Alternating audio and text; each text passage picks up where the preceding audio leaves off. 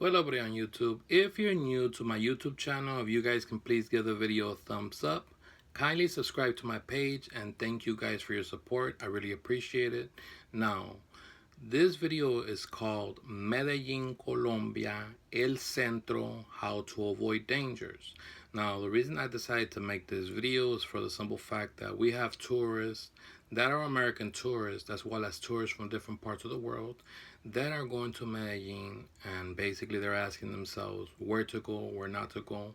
Well, I got all the information, so I want you guys to please pay attention. Now, for the most part, Medellin, Colombia is one of the world's most famous cities in the world and in South America. Now, it's the Hollywood of South America and the Hollywood of Colombia. Now, Medellin, Colombia has two sides, the good side and the evil side. Okay? Now, in any shape or form, I'm not making this video to, make the city look bad or talk bad about Medellin. Medellin, Colombia is basically my life, and I would never talk bad about Medellin. But I'm going to give you guys a few tips and basically talk about the situation that's happening in Medellin. Now, for the most part, during the day, you guys can go as you please. Go to La Plaza Junin, which is this very long street with businesses to your right and businesses to your left. Now, there's many places where you guys can go out, eat, buy souvenirs, maybe even buy anything that you if you have a sweet tooth, they have stuff there like cupcakes and other stuff that might catch your guys' attention. Now, from there, you guys can go to El Parque de las Luces, which is the Park of the Lights. It's just a nice little scenery, but I would recommend that during the nighttime. I would say around 6:30, maybe 7 o'clock. And during the day, you guys can take a little stroll to El Parque Botero, where there's these 23 statues of bronze that were donated by Fernando Botero to the city of Medellin. Now, for the most part, you guys out there selling all kinds of stuff, and there's many places to eat. What I recommend, there's this place called Los Arrieros. They have really good bandeja paisas there, and the food there is absolutely really, really good. Okay? Now, once 7:30 comes up, things get really sketchy down there in El Centro. Why? For the simple fact that a lot of the guys that are going out there looking for female prostitutes and female escorts, now for the most part, they'll go to streets like La Veracruz or El Raudal. Now, in that area, the females that work there will tell you, they'll go out of their way to tell you that, more, it's already dangerous. In Spanish, they say, more, es muy peligroso.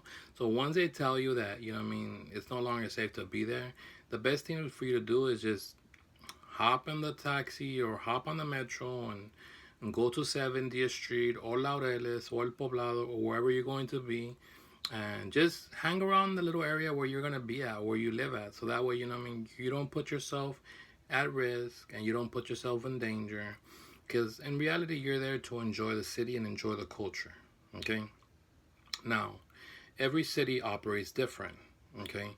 Now, in places like La Veracruz and El Raudal, there's lots and lots of bars, so you got a lot of people that are drinking, and sometimes people get stupid and they don't know how to drink, and they'll start going out of themselves, and they'll take out shanks and they'll start going at each other. And I'm telling you this for the simple fact that I've seen it with my own eyes, so I'm giving you this information up forth, so that way you already know what you're in for if you're going to be out there after 7:30. Now, for the most part, Medellin, Colombia is a paradise, and as long as you guys follow my instructions and my tips, this will save you headaches, and it possibly might even save your life. Okay? Now, in El Parque Botero, around 11:30, in the nighttime around 12 o'clock, okay, right across the street there's a club called Las Conejitas, and when you cross the street, on the bottom there's like a little basement when they hang out, and it's a little miniature little escort place, for females. It's like a little bar type of place where you can meet females and do your thing or whatever. And in El Parque, in Botero, during the nighttime, you see females that are drugging themselves, that, you know what I mean, they're offering sexual services. And for the most part, I mean, I feel bad for some of them for the simple fact that you can tell that some of them are underage. And, you know what I mean, you can't help it but to feel sorry for them. But, you know what I mean, you're not God. So, you know what I mean, all you can do is try to talk them into some sense. And if they listen to you, well, good. And if not, then, you know what I mean, you can't push it for the simple fact that, you know what I mean, there's cops like not even far from there. And, you know what I mean, I'm guessing that they're used to seeing this. So, you know what I mean, for the most part, it kind of gets to me that, you know what I mean, the system out there hasn't really enforced that to the highest bidder, for the simple fact that, you know what I mean, this could be your daughter, it can be your sister, and, you know what I mean, it's really sad to see that type of situation go down where you're seeing these young females drugging themselves and offering sexual services. And sometimes you see older, sick men that prey upon them, you know what I mean? And it's really mind boggling, you know what I mean? It really gets to me. And at one point, I got emotional and I cried. But, you know what I mean, we can't change the world. All we can do is just live it day by day. But for the most part, if you guys are going out there, you know what I mean, just keep in mind that El Centro, after 7:30, is no man's land. It's basically a concrete jungle where only the strongest will survive.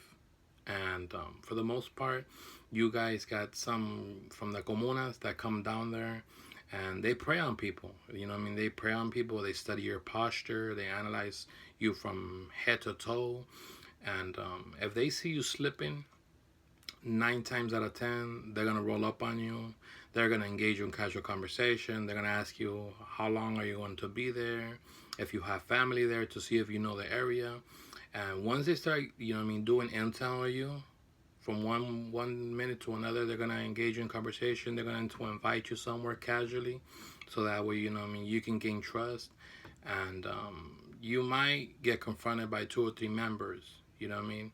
I'm not saying it's gonna happen mandatory, but I went through a situation where, you know what I mean, my street smarts helped me, you know what I mean, get out of it. But yeah, I mean, not everybody's going to run with the same luck.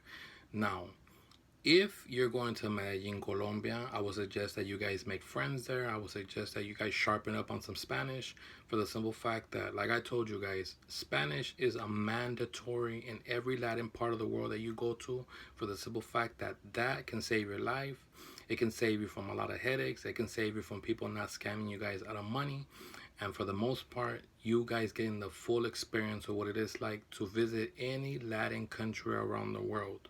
Now, for the most part, if you guys do not know people in las comunas, which are the neighborhoods of Medellin, you guys have no choice of being over there and trying to integrate and trying to do this and trying to do that, for the simple fact that that's not your country.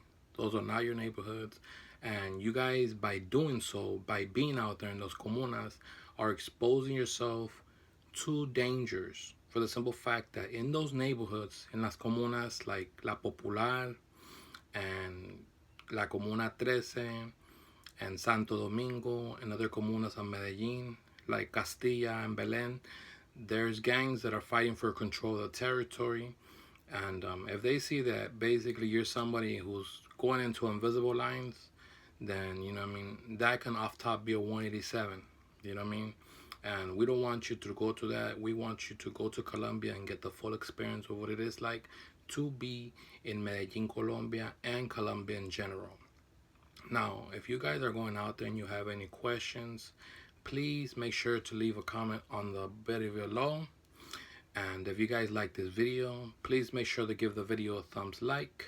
Please make sure to subscribe to my page and stay tuned for more content. Good night, sweet dreams. Bye-bye, everyone. Bye-bye. God bless you.